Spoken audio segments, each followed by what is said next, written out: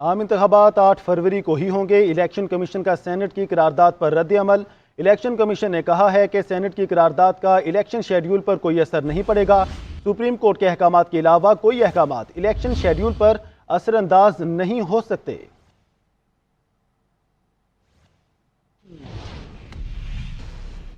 Supreme court نے سیاستدانوں کی تاحیات نااہلی کی مدت کے تعین سے متعلق کیس کا محفوظ فیصلہ کر لیا۔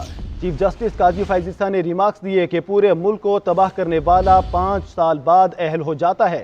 صرف کاغذات نامزدگی میں غلطی ہو جائے تو تاحیات نااہل۔ پاکستان کی عوام کا کسی کو خیال نہیں۔ ایک جنرل نے 62F کی شک ڈالی، ہم سب پابند ہو گئے۔ کیا کہیں اور سیاستدانوں کے لیے ایسا سخت ٹیسٹ ہوتا ہے؟ تاحیات نااہلی کیس چیف جسٹس کی سربراہی میں 7 رکنی بینچ نے کیس کی سماعت کی۔ جسٹس منصور علی شاہ نے استفسار کیا کہ کیا قانون سازی سے ڈکلریشن پر نااہلی کی مدت متعین کی جا سکتی ہے۔ جہانگیر ترین کے وکیل مخدوم علی خان نے کہا کہ آئین میں کورٹ آف لا کی بات ہے، جس میں سول اور کرمنل دونوں عدالتیں آتی ہیں۔ چیف جسٹس نے ریمارکس دیے کہ ہم پاکستان کی تاریخ کو بھول نہیں سکتے۔ پورے ملک کو تباہ کرنے والا 5 سال بعد اہل ہو جاتا ہے۔